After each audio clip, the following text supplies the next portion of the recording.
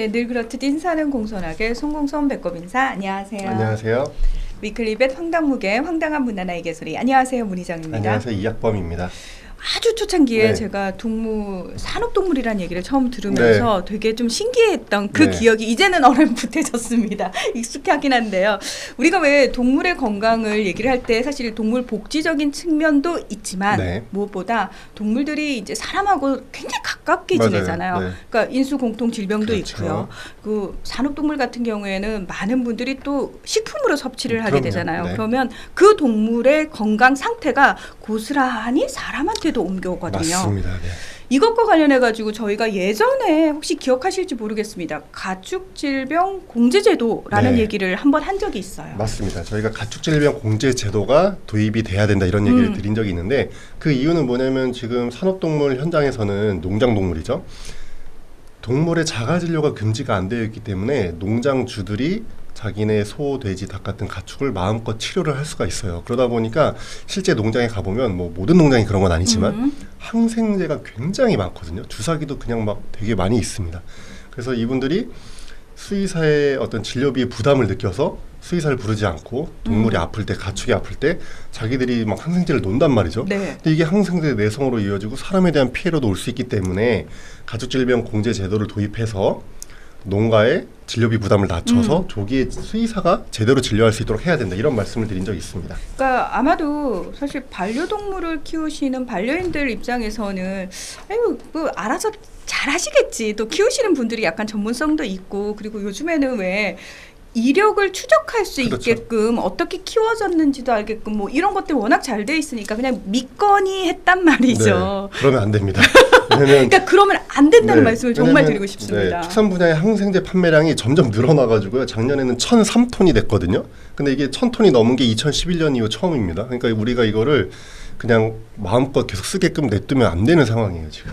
근데 뭐 저기 쓰시면 안 돼요. 이거 심각한 거예요라고 말씀을 드려도 그분들은 또 그분 나름대로 현장에서 그렇죠. 이렇게 소, 돼지 키우다 보면 안 쓸 수가 없어요라는 식으로 얘기를 하거든요. 그렇기 때문에 진료비 부담을 대폭 낮춰서 그분들이 고민하지 않게 그런 그 고민도 하지 않고 부담 없이 수의사를 부를 수 있게 하자는 거죠 이게. 예. 그래서 그 공제제도에 대한 설명을 그 당시에 네. 좀 드렸는데 이름이 바뀌었어요. 맞습니다. 이게 가축질병 치료보험으로 이름이 확정이 돼가지고요. 올해 11월 지금부터 이제 시범 사업이 시작이 됐습니다. 그러니까 훨씬 확 와닿네요. 그렇죠. 보험 들어준다니까. 그렇죠. 이게 치료 보험이기 때문에 이제 농협 손해보험이 껴가지고 보험사가 하나 껴가지고 우리 사람 실손보험처럼 진료를 받은 다음에 네. 일단 진료비를 내고 나중에 보험사로부터 이제 금액을 돌려받는 이런 형태인데요. 네. 지금 충북 청주하고 전남 한평 이 두 개 지자체가 선정이 돼서 시범 사업이 시작이 됐습니다. 아 그러면은 이제 사람 실손보험 일단 머릿속에 딱 염두에 두시고 얘기를 좀 비교해 보시면 어떨까 싶어요. 그러면 이해가 쉽습니다. 예,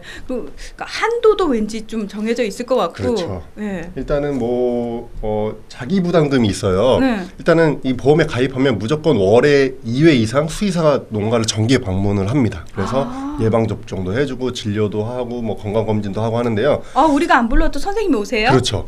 근데 실제 거기서 이제 진료로 이어진다고 했을 때 이제 진료비 보장을 해주는 네. 건데요.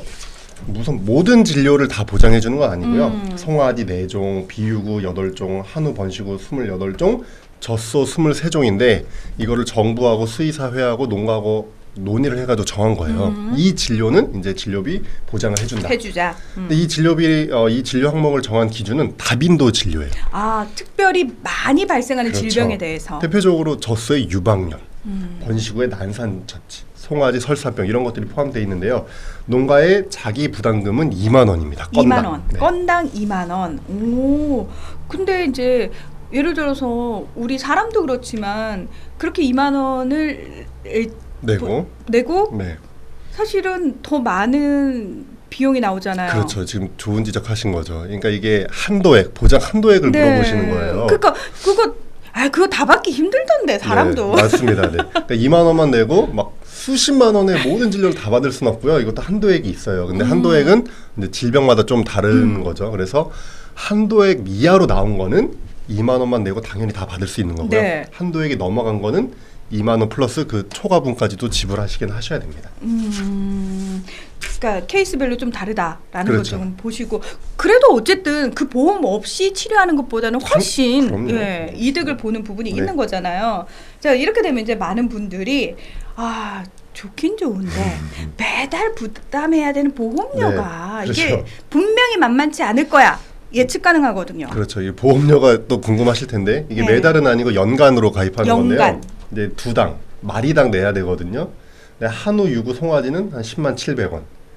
또 젖소는 23만 2,600원. 그러니까 1년에 내는 돈이에요. 그렇죠. 예. 한 마리당. 음. 한우 번식은 99,300원으로 이제 보험료가 측정이 됐습니다.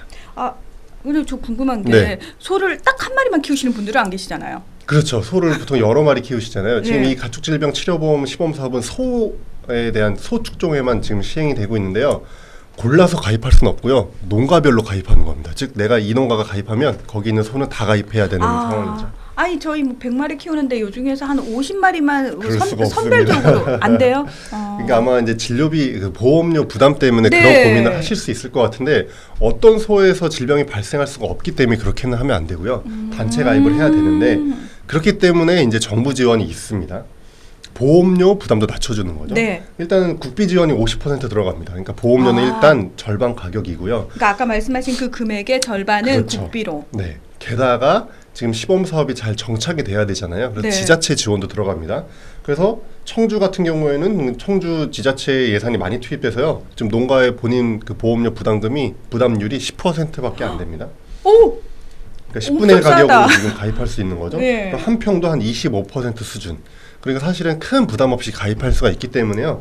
농가에서 좀 적극적으로 다 참여하셨으면 좋을 것 같습니다. 아 그러면은 또 이제 궁금한 게 네. 아무나 저 가입하고 싶어요. 왜 사람도 질병을 알았던 경험이 있거나 네. 뭐 이렇게 약간 건강 상태가 안 좋거나 그러면은 조금 까다로워질 수 있는데 그런 거 없습니다. 네. 아, 그냥 무조건 가입하시면 됩니다. 네. 아, 네. 일단 지금 시범 사업으로 된 그 두 지역에서는 뭐 얼른 가입을 하시는 게 가장 유리할 것 네, 같다라는 맞습니다. 생각이 드는데 네.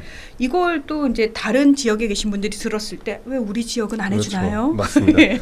이게 원래 이제 충청도에서 소진료비 50% 지원 사업이라는 걸 했는데 그 지자체 네. 차원에서 이렇게 너무나 성공적으로 정착됐기 때문에 정부 차원에서 해보자 이렇게 해서 시작이 된 거거든요.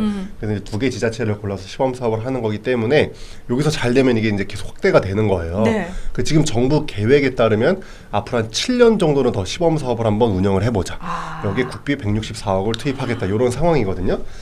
근데 이게 이제 잘 정착이 돼야 되는 이유는 네. 이게 만약에 전국적으로 또 소뿐만 아니라 다른 축종까지 확대가 되면은 사실 정부의 이 지원금이 한 수천억까지 올라갈 수도 있습니다 매년. 근데 그게 사실 좀 부담스러울 수도 있을 것 같거든요. 그럼요. 이게 그 적은 돈이 아니기 때문에 네. 이 시범 사업을 통해서 정말로 이게 효과적이구나. 그래서 이게 항생제 국가 차원에서 항생제를 줄이는데 도움이 되는구나. 게다가 수의사가 정기적으로 월 2회 이상 농가를 방문하기 때문에 국가 재난형 가축전염병 있잖아요. 네. 구제약 같은 거 이런 거 조기 신고를 할 수 있는 효과가 또 있거든요. 사실 이런 걸 고려하면은 저는 연간 수천억 쓰는 게 필요하다고 봐요. 근데 그런 효과를 입증을 해야 되기 때문에 시범 사업에 수의사, 농가, 지자체 다 적극적으로 참여를 해야 됩니다. 일단은 농가가 어느 정도 보험에 가입을 하느냐가 가장 그렇죠. 중요한 그럼요. 관건이 될 것 같아요. 그래서 시범 사업 지역으로 선정된 두 곳에서 좀 눈에 띌 만한 좋은 효과가 좀 발생을 했으면 좋겠다라는 생각이 맞습니다. 들고요. 네. 그 무엇보다 우리가 왜 이런 정책들도 나오면은 꼭 부작용들이 나오거든요. 네, 맞아요. 예. 근데 그 부작용에 대해서는 또 얼마든지 예측 가능한 부분들이 있으니까. 네, 그런 걸 보려고 지금 시범 사업을 하는 거잖아요. 네. 또 이제 시행착오를 겪겠죠 아무래도. 그렇습니다. 예. 무엇보다 동물과 사람이 함께 건강하게 살아야 된다라는 거 늘 강조드립니다. 좀 제대로 정착이 돼서 내년쯤에는 시범 사업이 아주 잘 되고 있어요. 네. 이 얘기를 좀 전해드릴 수 있었으면 좋겠네요. 네. 네. 자, 오늘 위클리 벳은 여기서 마무리하겠습니다. 함께해 주셔서 고맙습니다. 감사합니다.